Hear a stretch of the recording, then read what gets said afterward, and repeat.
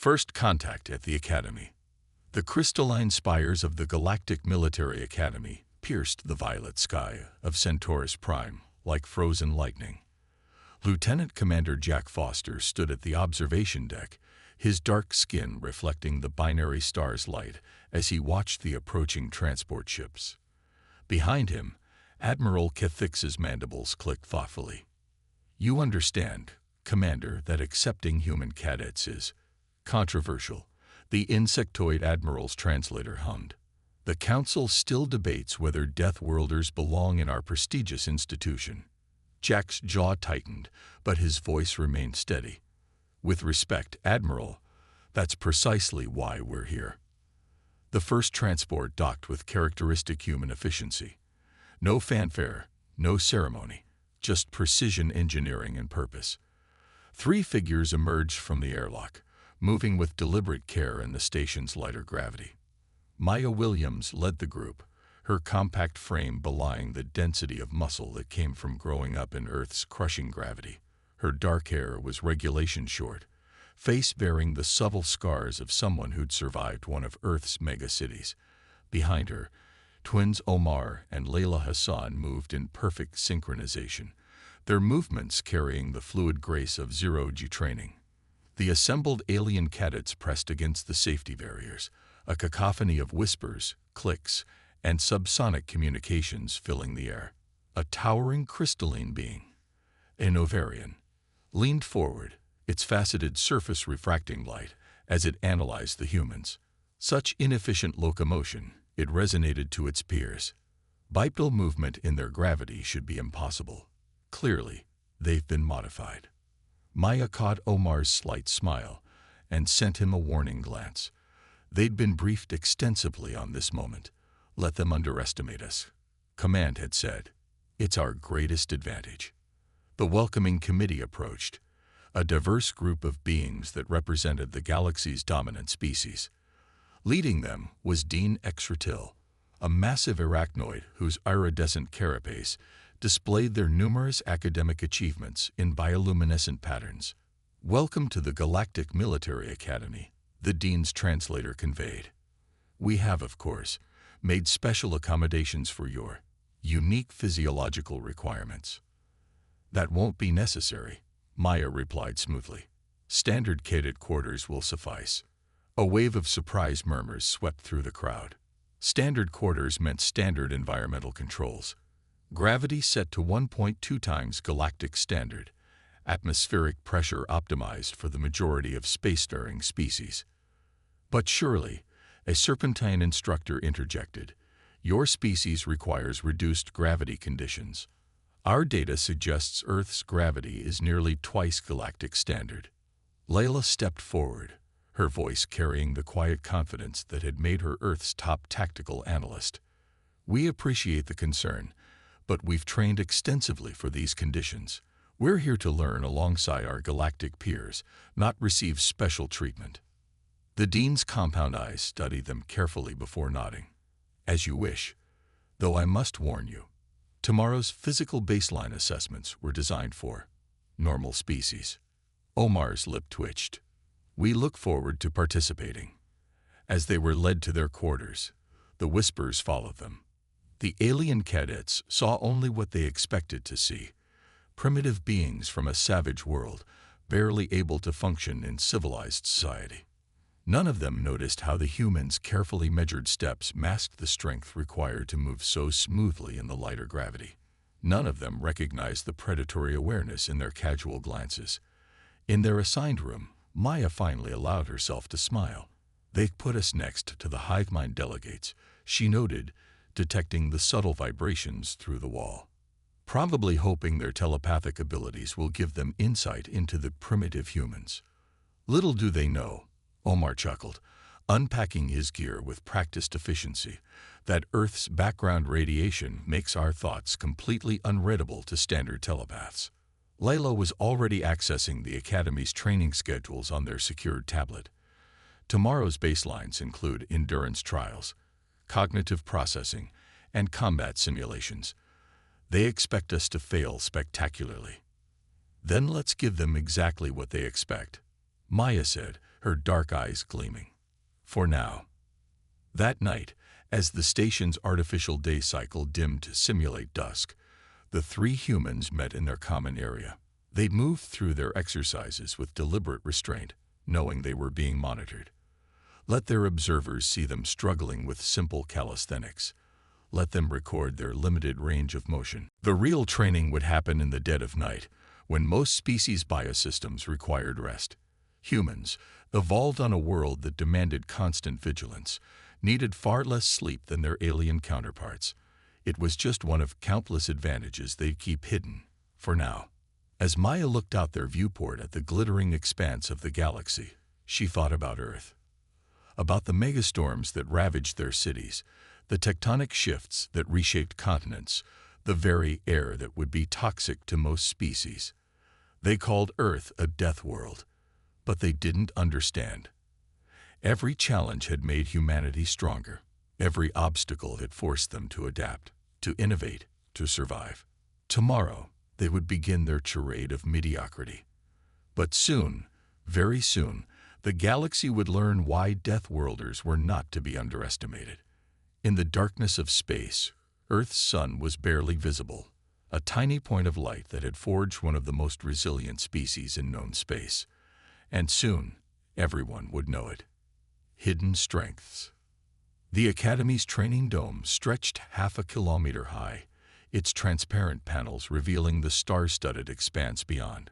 Maya Williams stood at the starting line of the assessment course, her expression carefully neutral as she watched a Centaurian cadet complete the circuit in what the gathered crowd considered record time. Impressive performance from Cadet Dixtal, the announcer's voice boomed. Completing the course in just under 3 standard units, despite the enhanced gravity conditions. Omar leaned close to Maya, his whisper masked by the cheering crowd. Enhanced gravity. They're running this at 0.8 standard. Remember the plan, Maya murmured back. Middle of the pack. Nothing spectacular.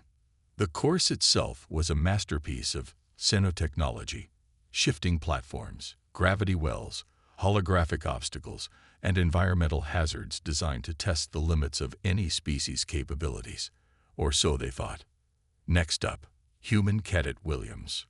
Maya stepped forward, letting her shoulders slump slightly, her movements deliberately hesitant. The gathered audience watched with a mixture of curiosity and dismissive amusement. Near the judges' panel, she spotted Dean Extratil's iridescent carapace, pulsing with what she learned to recognize as skepticism. The starting tone sounded, and Maya began her carefully choreographed performance of mediocrity. She stumbled convincingly on the first gravity shift, caught herself with just enough skill to avoid complete embarrassment. The watching cadets chittered and clicked in expected derision. Only Professor Kavan, a veteran of the Nexus Wars, narrowed his compound eyes thoughtfully. He alone noticed how Maya's stumble had perfectly positioned her for the next obstacle, how her recovery consumed less energy than a trained roll would have. Through the course, Maya maintained her act. She cleared obstacles with visible effort, passed through environmental hazards with seeming difficulty, and finished with a time safely in the middle range of performances. The crowd's attention was already shifting to the next competitor before she'd left the course. Later, in the secure confines of their quarters, Layla analyzed the data from their hidden sensors. They bought it completely. Not one species noticed that you maintained perfectly consistent vital signs throughout the entire course. That's because they're measuring the wrong things, Omar noted, reviewing his own observations. They're looking for elevated heart rates, increased respiratory effort, signs of exertion that would show in their species. They don't understand human endurance. Maya nodded, allowing herself a small smile. And tomorrow's combat assessments. Already arranged, Layla replied. I'll take the early slot, lose convincingly to that Novarian crystal form who's been particularly vocal about human inadequacies. Omar will draw with the hive mind delegate. They're expecting that, given their supposed telepathic advantage. A subtle vibration ran through the station, so faint that only humans, evolved to detect predatory movement, would notice. Maya's head tilted slightly. Speaking of advantages, we have visitors. The maintenance access panel in their ceiling shifted microscopically. Most species would have needed advanced sensors to detect the near-silent observation drone. Maya calculated its vector, trajectory, and probable control source in seconds. Another gift from Earth's predatory evolution. "Let them watch," Omar said quietly. "All they'll see is 3 exhausted humans reviewing their mediocre performance." But that night, as the station's systems cycled into their rest period, the true training began. In the privacy of their quarters, with their own countermeasures running, the humans finally moved at their real speed. Maya flowed through combat forms that would have seemed impossible in the station's gravity. The twins synchronized in exercises that demonstrated why humans were the galaxy's apex predators. They knew they were being watched, knew their competitors were trying to gauge their capabilities.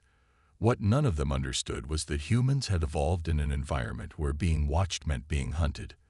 They'd developed the ability to hide their true nature millennia ago. The next morning, during tactical simulations, Layla deliberately scored in the lower percentiles. The instructor, a gelatinous being of remarkable intelligence, praised her for adapting well despite her species' limitations. Layla accepted the condescension with apparent gratitude, all while her enhanced nervous system was processing the tactical data at speeds that would have shocked her teachers. In the mess hall, they sat alone, their primitive protein-based nutrition needs making them obvious outcasts. None of the other species realized that humans had evolved to digest an unprecedented variety of materials, that their very cells could adapt to new energy sources in ways that defied conventional biology. 3 more days, Maya noted quietly, appearing to struggle with her difficult meal. Then the real assessments begin. Omar's smile was barely visible. "Did you see the new course they're building? They're calling it the Crucible. Designed specifically to put us in our place," Layla added. "I accessed the specs. They're planning to run it at what they think is Deathworld gravity." Maya's dark eyes gleamed with suppressed amusement. "You mean a pleasant spring day back home?" The conversation paused as a group of crystalline cadets passed nearby, their resonant frequencies carrying poorly concealed mockery. The humans maintained their facade of tired resignation, of beings struggling to keep up with their superior peers. But in the artificial night that followed, as they trained at their true capacity, their movements told a different story. Every carefully concealed technique, every hidden capability, was being honed to perfection. The galaxy thought they knew what a Deathworlder was capable of. They were about to learn how wrong they were. Professor Kuven, watching the surveillance feeds in his private quarters, felt an unfamiliar sensation ripple through his carapace. It took him several moments to identify it. Anticipation. The old warrior had seen enough battles to recognize when someone was positioning for a decisive strike. The humans weren't struggling. They were hunting. The trials begin. The day of the Crucible dawned with an atmosphere of barely contained excitement. Thousands of spectators packed the Academy's grand arena, their varied forms creating a living tapestry of galactic diversity. High above, the station's artificial atmosphere shimmered with anticipation. Final engineering checks confirm the gravity generators are functioning at maximum capacity, announced Technical Director of Ixnil, their crystalline form vibrating with satisfaction. The course is running at 2.3 times galactic standard, authentic Deathworld conditions. In the preparation chamber, Maya caught Omar's slight smirk. Earth's gravity was actually 3.1 times galactic standard, but they'd let that detail remain buried in classified files. Today's brutal conditions would feel like a lightweight training session. Last chance to withdraw. Dean Extratil's translator hummed with what might have been genuine concern. No one would think less of your species for recognizing its limitations. Layla stepped forward, her voice carrying clearly through the chamber. "We appreciate your concern, Dean, but we'll compete."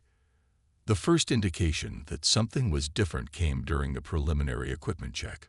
Maya lifted her assigned exo-assist frame, standard issue for high-gravity competitions, with one hand, examining it briefly before setting it aside. Cadet Williams, the equipment officer, chittered nervously. That frame is required for your safety in these conditions. Thank you, but we'll proceed without assistance, Maya replied calmly. The silence that followed was absolute. In the observation booth, Professor Kavan's mandibles clicked rapidly. Now it begins, he muttered to himself. The crucible itself was a masterpiece of engineering, a sprawling obstacle course that combined every challenge the Academy's designers could imagine. Gravity zones shifted unpredictably. Atmospheric pressures varied from near vacuum to crushing depths. Temperature differentials that could shatter lesser beings created deadly barriers between checkpoints. The first team to attempt the course was a prestigious hive mind collective. They moved with perfect coordination, their shared consciousness allowing them to navigate the challenges with impressive efficiency. Their final time set what the commentators called an unbeatable benchmark. The crystalline team went next, their silicon-based bodies adapting to the environmental changes with characteristic resilience.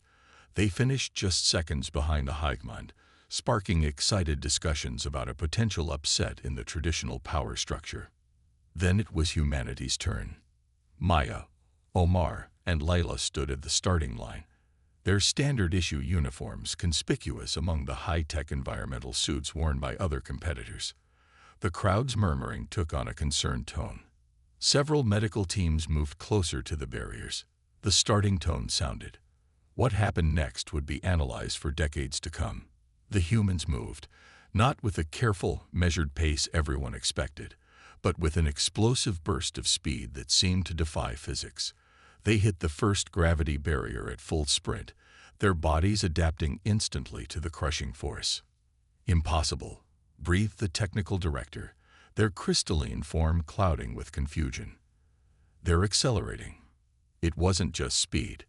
The humans flowed through the course with a predatory grace that sent primitive warning signals through the watching aliens' nervous systems. Where other teams had carefully navigated the temperature barriers, the humans simply powered through them, their bodies adapting to thermal shock that should have been fatal. In the vacuum zones, they moved with the confidence of species born to space, despite coming from a gravity-bound world. Through crushing pressures, they seemed almost to be enjoying themselves. The crowd's concern turned to stunned silence, then to growing excitement as they realized they were witnessing something unprecedented. The humans weren't just surviving the course. They were making it look easy. Look at their efficiency, Professor Kavan commented to the increasingly agitated Dean. No wasted motion, no hesitation. This isn't adaptation. This is natural capability. Maya led her team through the final sequence, a series of combat drones programmed with the galaxy's most advanced fighting techniques. What followed wasn't combat in any traditional sense. It was a display of terrestrial predatory violence that left the audience breathless. The humans didn't just defeat the drones. They dismantled them with brutal efficiency, using the very forces meant to challenge them as weapons. Omar redirected a gravity pulse to crush 3 attackers. Layla used temperature differentials to shatter a drone's core. Maya moved through vacuum zones like they were extensions of her own body. They crossed the finish line together, their time cutting the previous record in half. For a moment, the arena was completely silent. Then Professor Kavan began clicking his mandibles together in the ancient warrior's salute of his species.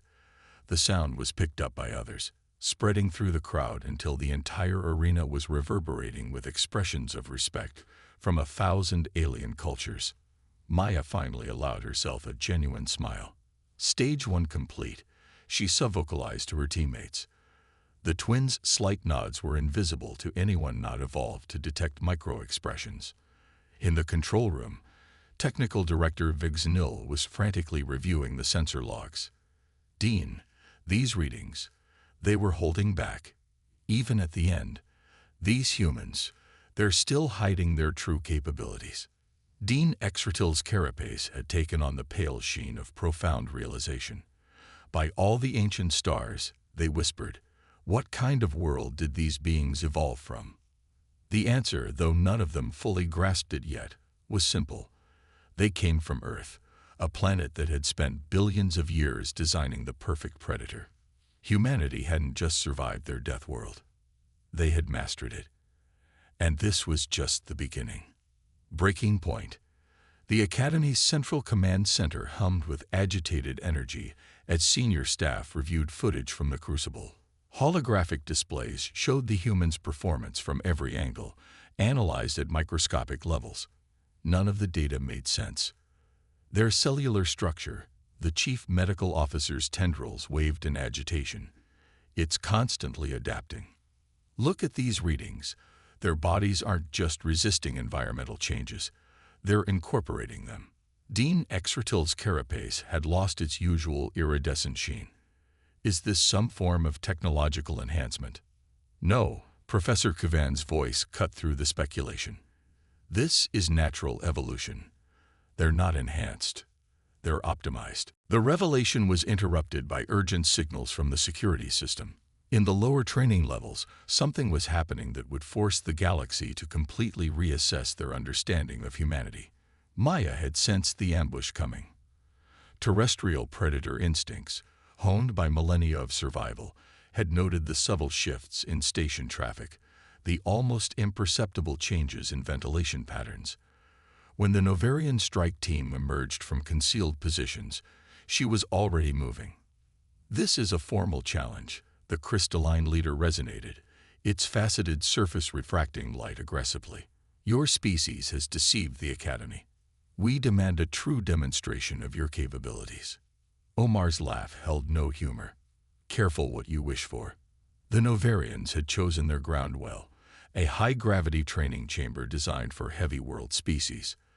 The crystalline beings moved with practiced coordination, their silicon-based bodies perfectly adapted to crushing gravitational forces. They expected the humans to be at a disadvantage. They were wrong. What followed wasn't just combat. It was a demonstration of why humans were the apex predators of their world. Maya moved like liquid mercury, her body flowing through gravitational forces that should have crushed her. Omar's strikes carried the momentum of a planet's worth of evolutionary combat testing. Layla's tactical awareness turned the very environment into a weapon.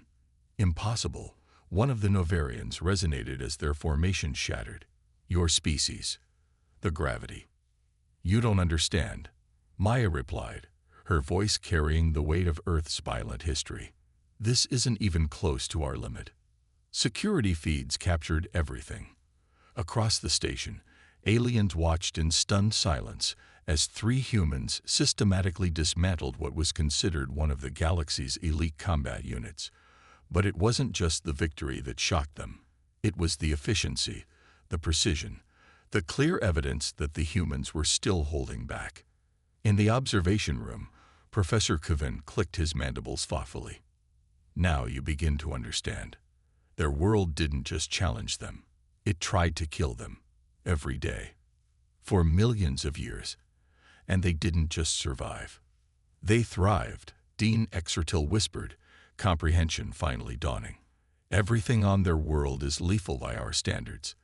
They evolved not just to survive it, but to dominate it. The aftermath of the confrontation brought more revelations. Medical scans revealed the true extent of human adaptation. Bones denser than structural steel, muscles that could repair themselves in real time, nervous systems that processed information faster than quantum computers. Their entire biology, the chief medical officer reported, is a testament to survival. Every cell is a weapon, every system redundant, every response optimized for maximum efficiency. But it was the psychological data that truly frightened them. Humans didn't just fight. They analyzed, adapted, improved. Every challenge made them stronger. Every obstacle became a tool. They had evolved not just physical superiority, but the intelligence to use it with devastating effectiveness. In their quarters that evening, Maya reviewed the day's events with her team.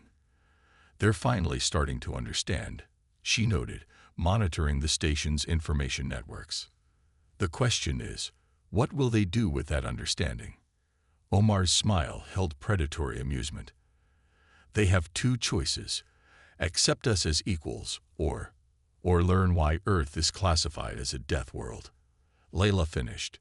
The station's artificial night cycle found the human cadets preparing for the next day's advanced trials. Now that their basic capabilities were revealed, they could begin demonstrating their true potential. The galaxy was about to learn that what they'd seen so far was merely the surface of human capability. In his private quarters, Professor Kuvan composed a message to the Galactic Council. "We must reassess everything we thought we knew about Death World species," he wrote. "Humans aren't just survivors. They're the result of an evolutionary crucible we can barely comprehend. And they're not just ready for galactic society." He paused, remembering the controlled power he'd witnessed, the careful restraint even in victory. They're ready to lead it. Throughout the station, the news spread. Footage of the humans' performance was analyzed, debated, feared, and admired. But in all the discussion, one critical fact was overlooked. Earth had sent only 3 cadets. 3 representatives of a species that had conquered a world that would kill most spacefaring races in minutes. And they were just the beginning. Triumph of Earth. The Academy's Grand Assembly Hall had never been so crowded. Representatives from every major spacefaring civilization packed the tiered seating, their varied forms creating a living mosaic of galactic diversity. At the center of attention stood 3 humans, no longer seen as curious primitives, but as harbingers of a fundamental shift in galactic society. Dean Exratil's carapace shimmered with formal patterns as they addressed the assembly. In light of recent events, the Academy Council has been forced to reevaluate our understanding of terrestrial evolution and its implications for galactic classification. The holographic displays activated, showing Earth in all its devastating glory. Storms that could level cities, tectonic activity that reshaped continents, atmospheric composition that would be lethal to most species, and through it all, humanity not just surviving, but thriving. What we classified as a death world, Professor Kuvan continued, was in fact an evolutionary forge. Every challenge that should have ended the species instead refined them. Every obstacle that should have limited their development became a stepping stone to greater adaptation. Maya stood at parade rest, her posture relaxed yet alerting every predatory instinct in the room to the controlled power she represented. Behind her, Omar and Layla maintained similar stances, their presence a reminder of humanity's potential. The training programs these cadets completed, the technical director's crystalline form resonated, were not merely passed. They were rendered obsolete. Our most demanding physical challenges proved little more than light exercise. Our combat simulations were solved in ways we had not imagined possible. The assembly stirred as new data flowed across their neural interfaces, human biological readings that defied conventional understanding, strength-to-mass ratios that seemed to violate physics, adaptation rates that suggested an almost unlimited potential for growth. But perhaps most significantly, Dean Exratil continued, is not their physical capability, but their approach to challenges. Where we seek to overcome obstacles, they incorporate them. Where we establish limits, they see opportunities. Maya stepped forward, her voice carrying easily through the vast chamber. Earth taught us something fundamental about survival, she said. It's not about being the strongest or the fastest. It's about being able to adapt, to learn, to grow stronger from every challenge. The assembly's reaction was a mix of fear and fascination. Here was a species that had emerged from conditions they considered unsurvivable, yet showed no arrogance, no aggression, only a quiet confidence born of absolute capability. The Academy, Dean Exratil announced, is hereby establishing a new training division.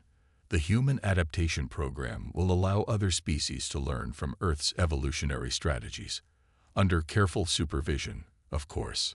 Omar's slight smile suggested this had been part of their plan all along. The galaxy's elite warriors would now learn from the species they had so recently dismissed as primitive. Furthermore, Professor Kuvan added, all previous classifications of Death World species are to be reviewed. What we once saw as limitations may in fact be advantages we fail to recognize. The implications rippled through the assembly. Humanity wasn't just joining galactic society. They were about to revolutionize it. Their perspective on survival, on adaptation, on the very nature of evolution would transform military doctrine, scientific research, and technological development. We came to learn. Layla addressed the assembly. But we also came to share. Earth's challenges forced us to develop solutions that might benefit all species. Our strength isn't in our ability to survive hardship. It's in our ability to turn hardship into progress. The ceremony that followed was brief by galactic standards. The human cadets were formally recognized as Academy graduates with unprecedented honors. But the real significance lay in what wasn't said. The silent acknowledgement that the galaxy's power structure had fundamentally changed. Later, in their quarters, Maya received a secure transmission from Earth Command. "Well done," the message read. "Phase 1 complete. Proceed with Phase 2. Omar reviewed the next stage of their mission. Cultural exchange programs, technological cooperation, joint military exercises. All carefully designed, Layla added, to help the galaxy understand that they don't need to fear us. They need to learn from us. Maya looked out at the stars, thinking of Earth, so many light years distant yet so fundamental to who they were. They called our world a death world, she mused, never understanding that death is just part of life's cycle. Every end is a beginning.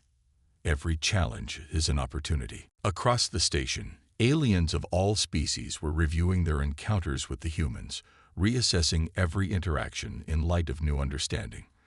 They had expected primitives and found pioneers. They had looked for weakness and found unconquerable strength. But most importantly, they had discovered something that would change the galaxy forever. Humanity wasn't just another spacefaring species. They were living proof that the most hostile conditions in the universe could produce not just survivors, but masters of adaptation. As the Academy adjusted to its new reality, one thing became clear: the age of underestimating humans was over. The galaxy had learned what Earth had known for millions of years. In the crucible of evolution, pressure doesn't crush potential. It creates diamonds.